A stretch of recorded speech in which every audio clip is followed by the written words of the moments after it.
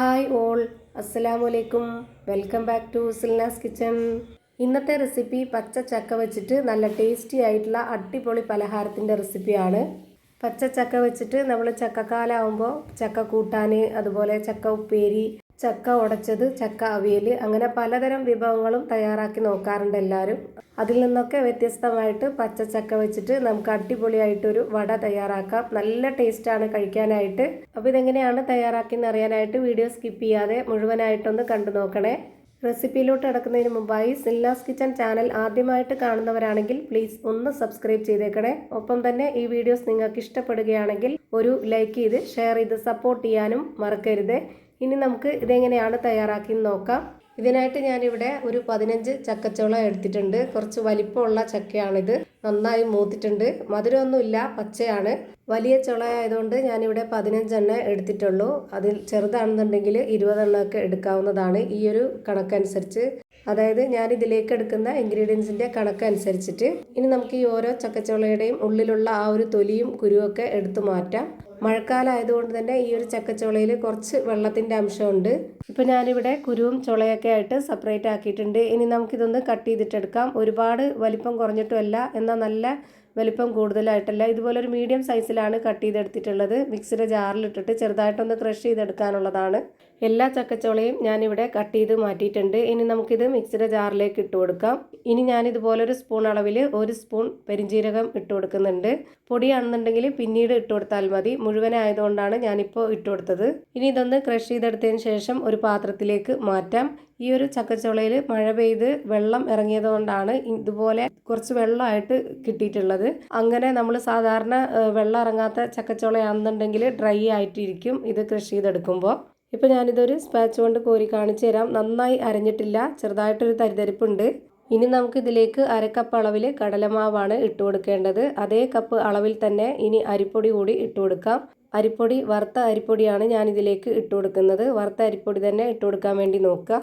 കടലമാവിന് പകരം ഗോതമ്പ് പൊടിയും വേണമെങ്കിൽ ഇട്ട് കൊടുക്കാവുന്നതാണ്. ഗോതമ്പ് പൊടി ഇട്ട് കൊടുത്തിട്ടാണ് ഇത് ചെയ്തെടുക്കുന്നത് എങ്കിൽ മുഴുവനും ഗോതമ്പ് പൊടി തന്നെ എടുക്കുക. അരിപ്പൊടിയുടെ ആവശ്യമില്ല. 1-2 സ്പൂൺ മാത്രം അരിപ്പൊടി ഇട്ട് കൊടുത്താൽ മതി. പിന്നെ ഒരു 1/2 കപ്പ് അളവിൽ തേങ്ങ ചിരകിയതും കൂടെ ചേർത്ത് കൊടുത്താൽ പ്രത്യേകിച്ച് നല്ലൊരു ടേസ്റ്റ് ആയിരിക്കും. ഇപ്പോൾ ഞാനിതിലേക്ക് ഇട്ട് കൊടുത്തിട്ടുള്ളത് ഒരു സബോള ചെറുതായിട്ട് കട്ട് ചെയ്തെടുത്തിട്ടുള്ളതാണ്. പിന്നെ 2 പച്ചമുളക് ഇട്ട് കൊടുത്തിട്ടുണ്ട്.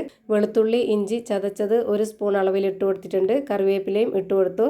ഇനി ഇതുപോലൊരു സ്പൂൺ അളവിൽ 1.5 സ്പൂണോളം മുളക് പൊടി ഇട്ട് കൊടുത്തിട്ടുണ്ട്. പിന്നെ ഒരു നുള്ള് മഞ്ഞൾപ്പൊടിയും ഒരു നുള്ള് ഗരം മസാലപ്പൊടിയും ആവശ്യത്തിനുള്ള ഉപ്പും ഇട്ട് കൊടുത്തു. ഇനി ഇത് കൈവച്ചിട്ടൊന്ന് മിക്സ് ചെയ്ത് കൊടുക്കാം. അപ്പോൾ നമുക്ക് മനസ്സിലാവും ഇതിലേക്ക് ഇനി പൊടി വേണോ വെള്ളം ഒഴിച്ചു കൊടുക്കണോ എന്നുള്ളത്.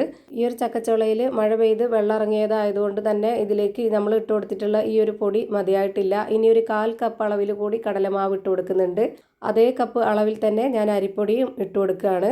ഇത്രയും തന്നെ മതിയാവും. ഇപ്പോൾ ഞാൻ ആകെ ഇട്ട് കൊടുത്തിട്ടുള്ളത് 1/2 കപ്പ് അളവിലും 1/4 കപ്പ് അളവിലും ചേർത്ത് 3/4 കപ്പ് അളവിൽ കടലമാവും 3/4 കപ്പ് അളവിൽ അരിപ്പൊടിയുമാണ് ഇട്ട് കൊടുത്തിട്ടുള്ളത് 2 പ്രാവശ്യമായിട്ട്. ഇനി ഇതെല്ലാം കൂടി നന്നായിട്ടൊന്ന് മിക്സ് ചെയ്തിട്ടെടുക്കാം. ഇനി പ്രത്യേകിച്ച് പൊടികളോ വെള്ളമോ ഒന്നും ആവശ്യമില്ല. ഇപ്പോൾ ഇത് കറക്റ്റ് ആയിട്ടുണ്ട്. നമുക്ക് കൈകൊണ്ടൊന്ന് മാവ് പിടിച്ചെടുക്കാനുള്ള ആ ഒരു പരുവത്തിലായി കിട്ടണം. ഇപ്പോൾ ഞാനിതാ അങ്ങനെ റെഡിയാക്കി എടുത്തിട്ടുണ്ട്. ഇനി കുറച്ച് കയ്യിൽ വെള്ളം തൊട്ടതിന് ശേഷം ഈ മാവിനൊന്ന് ഒതുക്കി കൊടുക്കാം. എന്നതിന് ശേഷം നമ്മുടെ കയ്യിൽ കുറച്ച് വെള്ളം ഒന്നുകൂടി തൊട്ടതിന് ശേഷം അതിൽ നിന്ന് മാവെടുത്ത് കൈയുടെ ഉൾഭാഗത്ത് വെച്ച് കൊടുത്തതിന് ശേഷം ഒന്ന് ഇതുപോലെ പ്രസ് ചെയ്ത് പരത്തിയെടുക്കാം. ഞാനിപ്പോൾ ഈ ഒരു ഷേപ്പിലാണ് റെഡിയാക്കി എടുക്കുന്നത്. നിങ്ങൾക്ക് ഇഷ്ടമുള്ള ഏത് ഷേപ്പിൽ വേണമെങ്കിലും റെഡിയാക്കി എടുക്കാം. 2 സൈഡും അതിൻ്റെ ഉൾഭാഗമൊക്കെ വെന്ത് കിട്ടണമെങ്കിൽ ഈ ഒരു ഷേപ്പിലാണ് റെഡിയാക്കി എടുക്കുന്നത് നല്ലത്. ഇതേപോലെ തന്നെ നമുക്ക് കുറച്ചായിട്ട് മാവെടുത്ത് റെഡിയാക്കി എടുക്കാം. ഓരോ പ്രാവശ്യവും നമ്മൾ ഇതുപോലെ മാവ് കയ്യിലെടുത്തിട്ട് ഈ ഒരു ഷേപ്പിലാക്കുമ്പോഴത്തേക്ക് കൈ ഒന്ന് നനച്ചിട്ട് വേണം ഇങ്ങനെ ചെയ്തെടുക്കാനായിട്ട്. ഇനി ഇതൊന്ന് ഫ്രൈ ചെയ്തെടുക്കാനായിട്ട് പാനിൽ കുറച്ച് എണ്ണ ഒഴിച്ചു കൊടുത്തതിന് ശേഷം ചൂടാക്കിയിട്ടുണ്ട്. അതൊന്ന് നന്നായിട്ട് ചൂടായിട്ട് വരുമ്പോൾ ഇതിലേക്ക് ഓരോന്നോരോന്നായിട്ട് ഇട്ട് കൊടുക്കാം. മീഡിയം ഫ്ലെയിമിൽ ഇട്ട് കൊടുത്തിട്ടാണ് ഇത് വേവിച്ചെടുക്കുന്നത്. എന്നാലേ എല്ലാം ഒരുപോലെ വെന്ത് കിട്ടുള്ളൂ.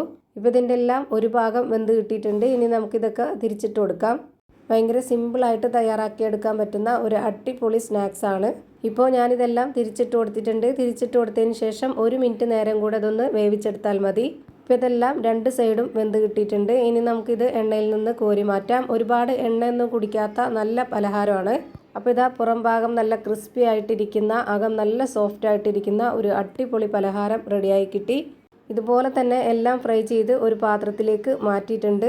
ഇപ്പോൾ ഇതാ ഒട്ടും തന്നെ എണ്ണയൊന്നും കുടിക്കാത്ത നല്ല പലഹാരമാണ്. ഇത് കാണുമ്പോൾ തന്നെ നിങ്ങൾക്ക് അറിയാൻ പറ്റുന്നുണ്ടാവും എണ്ണയുടെ ഒരു അംശം പോലും ഇല്ല. ഇപ്പം പുറം ഭാഗം നല്ല ക്രിസ്പിയും അകം നല്ല സോഫ്റ്റ് ആയിട്ട് ഇരിക്കുന്നതാണ്. ഇതിൻ്റെ അകം എങ്ങനെയാണ് ഇരിക്കുന്നതെന്ന് അറിയാനായിട്ട് ഇതൊന്ന് പൊട്ടിച്ച് കാണിച്ചു തരാം.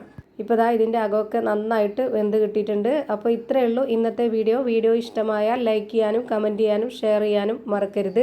അതുപോലെ തന്നെ ഞാനിടുന്ന പുതിയ വീഡിയോസ് നോട്ടിഫിക്കേഷനായിട്ട് കിട്ടുന്നതിന് വേണ്ടി സബ്സ്ക്രൈബ് ചെയ്ത് ബെല്ലൈക്കൺ അമർത്തി അതിൽ ഓൾ എന്ന ഓപ്ഷൻ എനേബിൾ ചെയ്ത് കൊടുക്കാനും മറക്കരുത്. പുതിയൊരു വീഡിയോയുമായി വീണ്ടും വരും. Thank for watching.